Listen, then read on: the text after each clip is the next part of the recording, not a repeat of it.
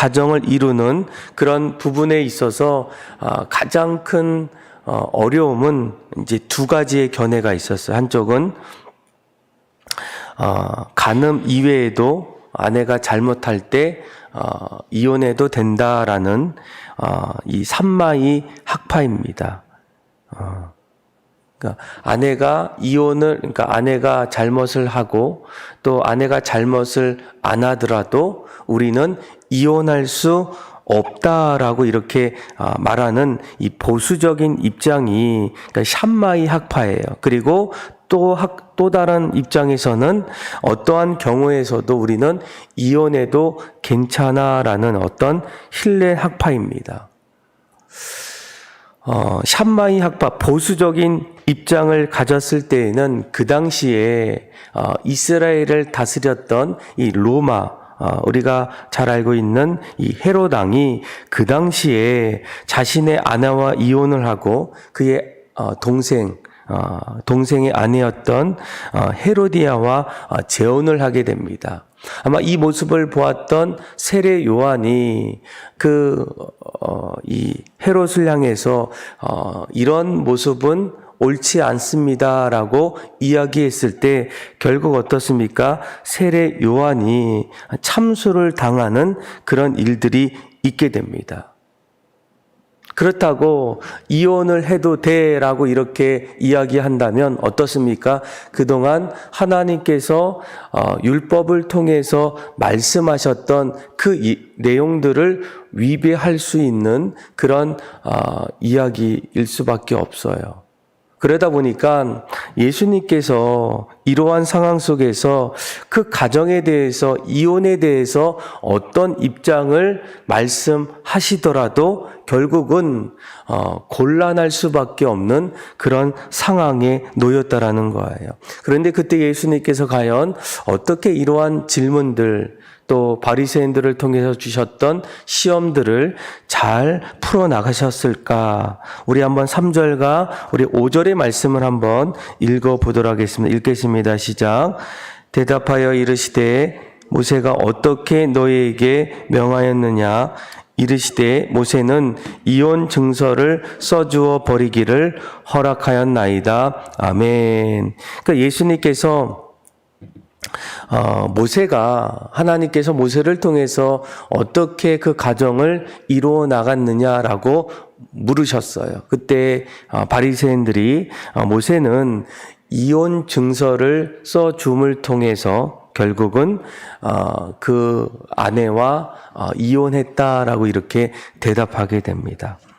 그런데 여러분 이러한 대답 속에서 하나님께서 원하시는 것은 아내와 살아갈 때 또 아내가 남편과 함께 할 때에 서로가 맞지 않았을 때에 이 이혼 증서를 통해서 서로가 가정을 해체하는 것이 맞습니까? 그것이 하나님의 뜻입니까? 라는 거예요. 그런데 사실 하나님께서 모세를 통해서 이혼 증서를 쓰게 만들었던 궁극적인 이유가 있다라는 거예요. 고대 유대인들은 이 모세가 이혼 증서를 써주기 이전까지는 어떻습니까? 아내가 실증이 나거나 더 이상 내가 이 사람과 같이 살 수가 없어라고 얘기했을 때 그런 마음을 가졌을 때 어떠한 제재 없이도 이제는 자신의 아내가 아닌 다른 여자와 살아도 그런 어떤 제재가 없었다라는 거예요. 그리고 나중에 또 다시금 또 다른 여자와 살았던 그때에 이전에 아내가 생각이 나서 다시 돌아와도 그것을 뭐라고 막을 수 있는 그런 어떤 제도가 없었다라는 거예요. 그런데 하나님께서 모세를 통해서 이혼 증서, 합법적인 그런 증서를 통해서 어떻습니까? 이제는 내가 이혼을 하게 되면 다시금 이전의 아내와 회복할 수 없는 그런 상태로 만들어 놓음을 통해서 어떻습니까? 점점 이혼에 대해서 또 아내와 함께 살아가는 그 가정에 대해서 점점 신중하게 생각하기 시작했다라는 거예요. 내가 오늘 아내와 싸웠고 또 앞으로 아내와 함께 살 수 있을까? 이러한 생각들이 찾아올 때에 예전에는 쉽게 그 가정을 벗어날 때도 있고 다른 여자와 또 다른 가정을 이루었지만 이제 이혼 증서가 생기고 난 이후에는 어떻습니까? 이런 여러 가지 모습을 통해서 점점 조금씩 가정에 대해서 서로 다름에 대해서도 이제는 더 이상 함께할 수 없는 그런 마음이 있을 때에도 조금 더 신중하게 또 한 번 생각하면서 가정을 돌아보는 그러한 일들이 가정 안에서 나타나기 시작했다라는 거예요. 그래서 예수님께서 사실 이 가정이 무너지거나 또 이혼하는 그 모습을 예수님은 원하지 않으신다라는 거예요. 오늘 우리가 읽었던 말씀을 보게 되면 하나님의 뜻보다는 어떻습니까? 이러한 서로에 대한 이혼들이 나타나는 이유는 무엇보다도 5절 말씀에 이렇게 나옵니다. 예수께서 그들에게 이르시되 너희 마음이 무엇 때문이라고? 완악함 때문에 이러한 율법 또 이혼 증서가 생겼다라고 이렇게 말씀해 주고 있다라는 거예요. 그러니까 오늘날 가정이 무너지는 가장 큰 이유가 무엇이겠습니까? 사실 더 많이 배우고 더 많이 가진 그런 사람들이 많은데 이혼을 결정하는 가장 큰 이유는 어쩌면 하나님의 뜻을 모르기 때문일 수도 있어요. 하나님이 절대로 원하지 않는 것인데 그런데 그것을 몰라서 이혼하는 경우도 있지만 더 많은 경우는 어떻습니까? 인내심의 결핍 때문이라는 거예요. 그러니까 1년 중에 이혼이 가장 많이 있을 때가 언제입니까? 명절이 끝난 이후에 우리나라에서는 가장 이혼이 많다라는 거예요. 왜일까요? 이 명절 때 이 가정을 방문하면서 그 안에 찾아오는 여러 가지 스트레스로 인해서 더 이상 견디기 어렵고 참을 수 없는 그런 마음들이 찾아오다 보니까 결국 이전보다 명절 이후에 한 11.5%가 더 많아진다라는 거예요. 그래서 우리가 무엇보다도 우리가 가정을 생각할 때 여러분 가정 안에는 서로 어떻습니까? 남편과 아내의 그런 생각들이 다를 수밖에 없어요. 우리는 무엇보다 이혼에 대해서 또 가정에 대해서 하나님 앞에서 신중해야 되는 그런 마음들을 가져야 한다라는 거예요. 사실 하나님께서 가정을 세우셨던 가장 큰 이유는 무엇이겠습니까? 서로가 서로를 도와주고 함께하기를 원하는 그런 하나님의 마음이 있어요. 우리 한번 6절에서 9절까지 말씀을 같이 한번 읽어볼까요? 시작. 창조 때부터 사람을 남자와 여자로 지으셨으니 이러므로 사람이 그 부모를 떠나서 그 둘이 한 몸이 될지니라. 이러한즉 이제 둘이 아니요 한 몸이니 그러므로 하나님이 짝지어 주신 것을 사람이 나누지 못할지니라 하시더라. 아멘. 여러분 우리가 가정에서 남편과 아내가 함께 살 때에 한 가지 깨닫는 것은 무엇이겠습니까? 우리는 달라도 너무나 다르다라는 거예요. 너무나 비슷한 것이 많을 줄 알았는데 아침부터 저녁까지 함께 하다 보면 서로가 생각하는 것부터 해서 행동하는 것까지 서로의 모습이 너무나도 다른 것을 보게 됩니다. 그런데 이러한 다름을 우리는 가끔씩 다툼으로 그리고 갈등으로 싸울 때가 너무나 많습니다. 왜 나처럼 안 할까? 왜 나의 모습대로 행동하지 않을까라는 그런 마음 속에서 어떻습니까? 서로의 다름을 인정하기보다는 왜 이렇게 행동하고 생각할까라고 이렇게 말할 때가 있어요. 그러다 보면 갈등 속에서 싸우다 보면 결국은 같이 살 수가 없다라고까지 말할 때가 있습니다. 그런데 어쩌면 하나님께서 우리를 만드실 때에 처음부터 우리를 남자와 여자로 나누시면서 서로의 다른 점을 가지고 우리를 만드셨다라는 거예요.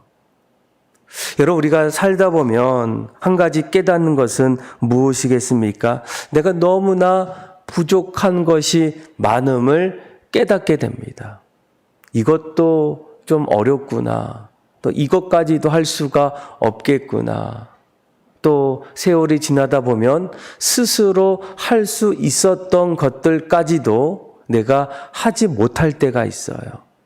그런데 그때에 처음부터 하나님께서 이런 모습을 알았기 때문에 어떻습니까? 아담을 지으실 때에 그가 혼자 있기에 너무나 초라해 보이는 것들을 보시고 어떻습니까? 그와 함께 할 수 있는 아내를 하와를 그 곁에 보내주셨어요.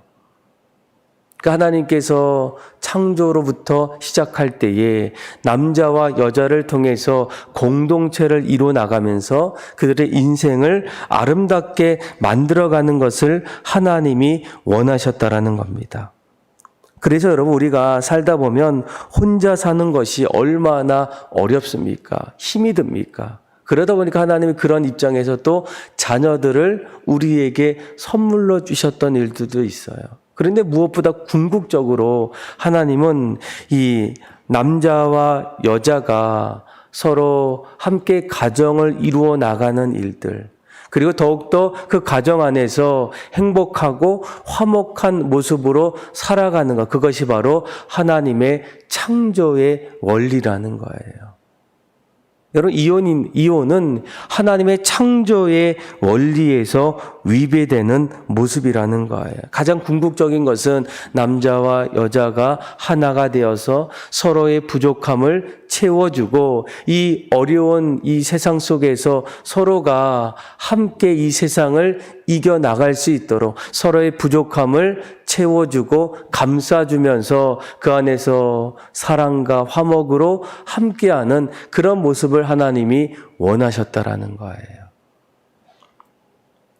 이러한 모습들을 우리가 깨닫는다면 어떻습니까? 날마다 하나님 앞에서 이러한 창조의 모습들을 가지고 날마다 살아가야 한다라는 거예요. 그러면서 예수님께서 또 한 가지 뭐라고 합니까? 10절에서 우리 한번 12절까지 말씀을 한번 읽어볼까요? 시작. 집에서 제자들이 다시 이 일을 물으니 이르시되 누구든지 그 아내를 버리고 다른 데에 장가드는 자는 본처에게 간음을 행함이요 또 아내가 남편을 버리고 다른 데로 시집가면 간음을 행함이니라. 아멘. 그러니까 예수님께서 이 가정과 이혼에 대해서 뭐라고 얘기하십니까? 하나님이 가장 원하시는 것은 가정이 날마다 화목하고 또 온전한 모습으로 살아가기를 원하신다라는 거예요. 그러면서 이혼을 뭐라고까지 얘기합니까? 하나님께서 11절 말씀을 보게 되면 그 아내를 버리고 다른 데로 장가드는 자는 본처에게 간음을 행함이요라고 얘기해요. 그러니까 또 아내가 남편을 버리고 다른 데로 시집가면 간음을 행함이나라고 얘기합니다. 그러니까 하나님께서 이러한 모습을 바라보실 때 가장 중요한 것은 무엇입니까? 이혼은 분명히 간음한 것 같이 하나님께서 죄로 여기신다라고 말씀해 주고 있다라는 거예요. 우리는 이혼이 무엇보다도 죄임을 분명히 깨달으셔야 된다라는 겁니다. 그런데 한 가지 중요한 것은 이 죄는 창조의 질서를 역행하는 그런 일이에요. 그런데 한 가지 기억해야 될 것은 무엇입니까? 이혼이 죄이고 매우 안타까운 그런 일이지만 그렇다고 용서받을 수 없는 죄는 아니라는 겁니다. 그러니까 물론 그것이 하나님의 뜻은 아니지만 우리가 설령 이혼을 했더라도 하나님께서 그것까지도 용서해 주심을 우리가 기억해야 한다라는 거예요. 사실 우리가 이런 말씀을 보면서 무엇보다 우리가 한 가지 결단하고 깨달아야 될 것은 무엇이겠습니까? 하나님께서 왜 우리에게 가정을 주셨을까? 그리고 가정을 앞으로 어떻게 만들어 가야 될까라는 겁니다. 아마 5절 말씀을 보게 되면 이 가정 안에 가정이 무너지고 흔들리고 어려워지는 가장 근본적인 이유는 무엇이겠습니까?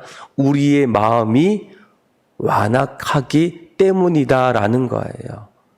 반대로 말하면 이 가정을 더욱더 화목하게 또 하나 되는 그런 가정으로 만들기 위해서는 우리 안에 회복돼야 될 마음은 무엇입니까? 완악한 마음이 아니라 바로 부드러운 그런 마음입니다.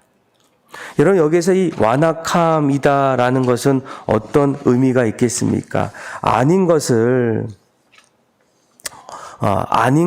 알고는 있지만 그 일을 하고 있는 것이 바로 완악한 마음이라는 거예요. 반대로 부드러운 마음은 어떻습니까? 그 일들을 여전히 하기 위해서 잘 지혜롭게 그 일들을 하나하나 만들어가는 그런 마음이 봐도 부드러운 마음이 아니겠습니까? 그러니까 우리의 마음속에 가정을 바라보면서 무엇보다 회복해야 될 것은 완악한 마음이 아니라 하나님 앞에 날마다 부드러운 마음을 그렇게 가질 수 있도록 그렇게 기도하는 일이에요. 아마 우리가 이 가정 안에서 똑같은 일에 있어서 부드러운 마음을 가질 때 또 완악한 마음을 가질 때 우리가 생각하고 또 행동하는 일들이 얼마나 다르겠습니까? 똑같은 일에 있어서 부드러운 마음을 가질 때에는 그냥 넘어갈 때도 있고 이해할 때도 있고 심지어는 내가 도와줘야 되겠다라는 그런 마음이 일어날 때가 참으로 많다라는 거예요. 그런데 반대로 완악한 마음이 있을 때에는 오히려 그때마다 지적하기 시작하고 비판하기 시작하고 그것에 대해서 실망해서 내 행동이 이전과 전혀 다른 모습으로 나타날 때가 얼마나 많이 있겠습니까? 그래서 무엇보다 우리가 가정을 생각할 때 남편, 아내를 바라보기보다는 오히려 가정 앞에서 내 자신의 실제적인 모습이 과연 어떠한 마음을 가졌는지를 먼저 바라보셔야 돼요. 지금 내 마음이 완악한 마음이 있을까? 이런 마음을 가지고 남편과 아내를 바라볼 때에 큰 일들이 일어날 수밖에 없다라는 거예요. 반대로 내 마음이 예수님처럼 하나님이 주셨던 그 부드러운 마음이 우리 안에 있을 때에는 똑같은 일이라도 오히려 기도하고 싶고 또 옆에서 도와주고 싶고 마음으로 함께하고 싶은 그런 마음들이 얼마나 많이 생기겠습니까? 그래서 오늘 여러분들이 기도할 때에 가정을 위해서, 남편을 위해서, 아내를 위해서 기도할 때 하나님 무엇보다도 우리 가정이 화목하고 하나된 마음으로 세워지기를 간절히 기도할 때 또 한 가지 여러분들의 완악한 마음이 회복되기를 위해서 우리의 어리석은 마음이 예수님을 닮아가고 하나님의 마음을 다시금 회복함을 통해서 그 마음을 가지고 가정을 더욱더 화목하게 아름답게 또 은혜롭게 그렇게 세워나갈 수 있는 그런 여러분들의 가정이 될 수 있도록 함께 기도하시고 또 주님 앞에 더 가까이 나아가는 저와 여러분들의 삶이 다 되기를 주님의 이름으로 축원합니다. 기도하겠습니다. 하나님 아버지 감사합니다.